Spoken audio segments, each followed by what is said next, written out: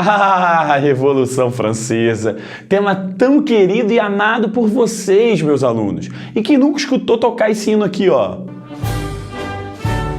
É isso aí mesmo. Na aula de hoje a gente vai discutir as principais causas desse processo tão importante para a história do mundo ocidental e, obviamente, da própria França. Vamos lá!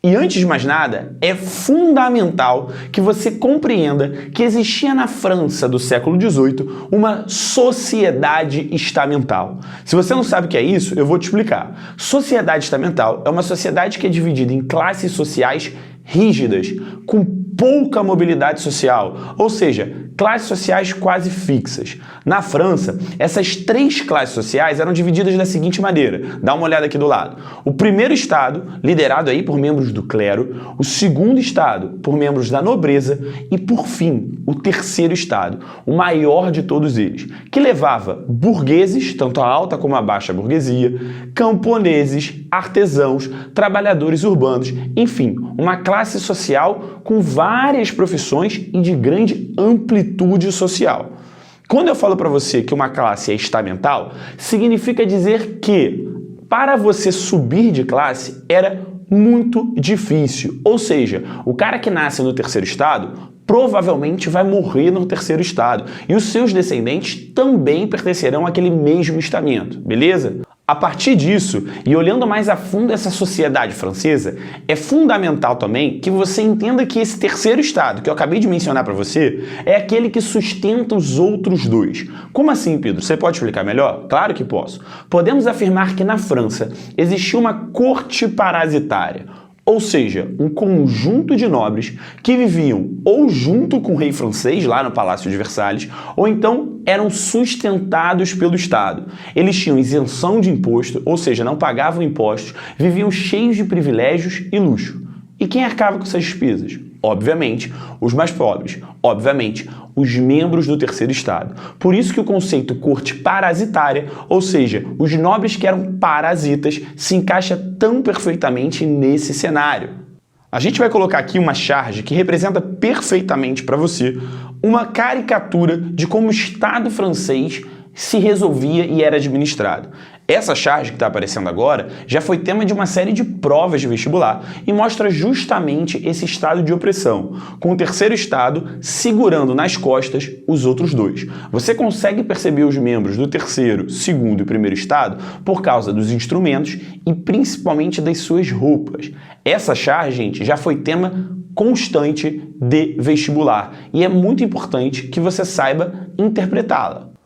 Além desse fator social, é fundamental que a gente mostre outros dois tipos de motivos que levaram à Revolução Francesa. O primeiro deles é uma motivação política, ou seja, a França ainda era governada por uma monarquia absolutista, encarnada naquele contexto na figura do rei Luís XVI. Diferentemente da Inglaterra, sua rival na Europa, que já tinha passado pelas revoluções inglesas lá do século XVII e estabelecido uma monarquia constitucional, na França ainda vigorava esse modelo de governo que era antigo para a época. Por isso que ganhou o nome de Antigo Regime. Obviamente, gente, que o rei Luís XVI já era um rei fragilizado, fraco politicamente. Ele não lembrava nem de longe o rei Luís XIV, aquele que afirmou "o Estado sou eu" na França, onde ele era um rei absolutista todo-poderoso.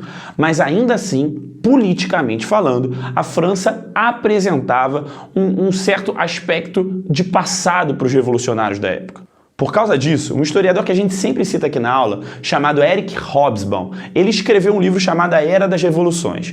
E nesse livro, A Era das Revoluções, Hobsbawm afirmou que o século XVIII é o século da dupla revolução. Uma revolução de caráter político e outra de caráter econômico. A revolução de caráter econômico foi a Revolução Industrial, levada adiante e como pioneira o país, a Inglaterra. No entanto, a Revolução Política sairia da França, e sairia dali a Revolução Francesa. Movimento esse que iria acabar com a monarquia absolutista nesse momento na França e que iria espalhar um ideal de igualdade, liberdade, aqueles ideais iluministas que você assistiu na aula, para todo o restante da Europa. Mas além desses fatores sociais e políticos, a Revolução Francesa também teve um caráter econômico. Por quê? Primeiramente, a França tinha uma indústria incipiente, ou seja, uma indústria frágil comparada com a sua rival Inglaterra. A França tinha um comércio fragilizado. Nas vésperas da Revolução Francesa, em 1788, ou seja, na década de 1780, a França passou por uma série de crises agrícolas, ou seja, crises que afetaram a produção de alimento no país.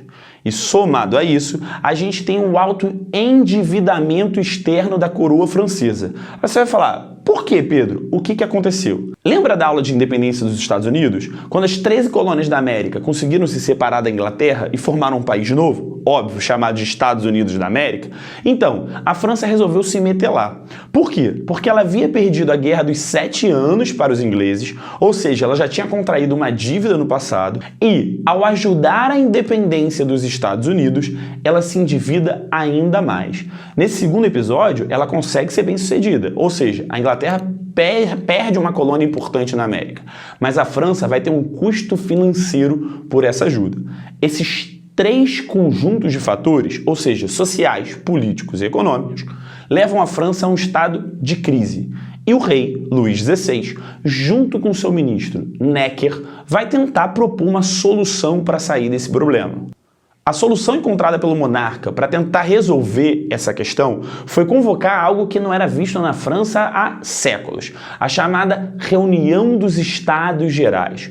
Ou seja, quando membros do primeiro estado, segundo estado e terceiro estado iriam se reunir para tentar discutir soluções para tirar a França desse buraco. E nessa grande reunião, que você está vendo agora aqui do lado, a proposta que foi encaminhada em larga escala foi cobrar impostos sobre os 3 estados da França. Acontece que o voto na Assembleia não era um voto feito por cabeça, de maneira individual, porque se assim fosse, obviamente que o terceiro estado ganharia, por ser a maioria da população francesa. Mas os votos eram feitos por estado. Então o que acontecia? Sempre na hora da votação, o primeiro estado se juntava com o segundo estado, resolvendo o problema da discussão, porque o voto do primeiro estado com o voto do segundo estado ia sempre contra o voto do terceiro estado, formando um placar contínuo de 2-1.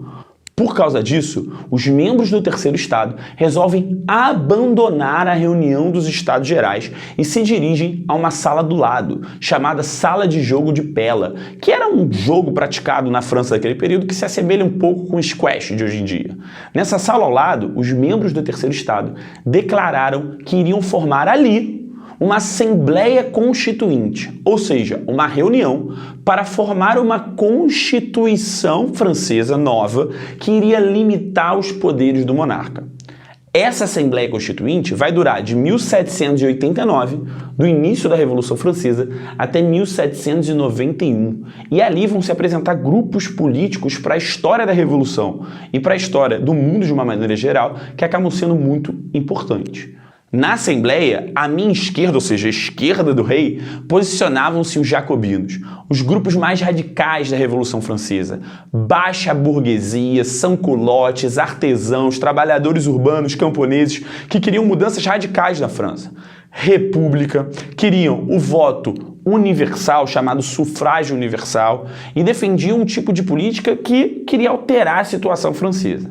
No entanto, do outro lado, à minha direita, à direita do rei, posicionavam-se os girondinos, uma alta burguesia que não queria mudanças revolucionárias. Queria o quê? Uma monarquia constitucional seguindo o modelo inglês, queria o voto censitário, ou seja, propunha alterações, mas alterações moderadas.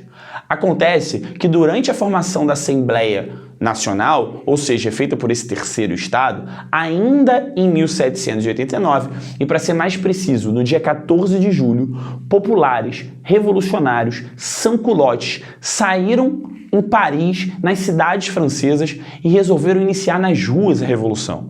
E o grande símbolo disso, óbvio, foi a queda da Bastilha. Dá uma olhada aí na imagem.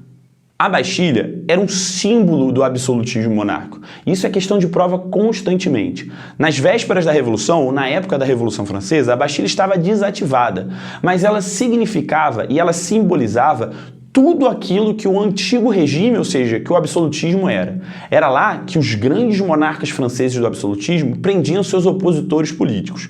Então, derrubar a Bastilha era nada mais, nada menos do que um grande símbolo. O símbolo de você estar derrubando também o absolutismo monárquico.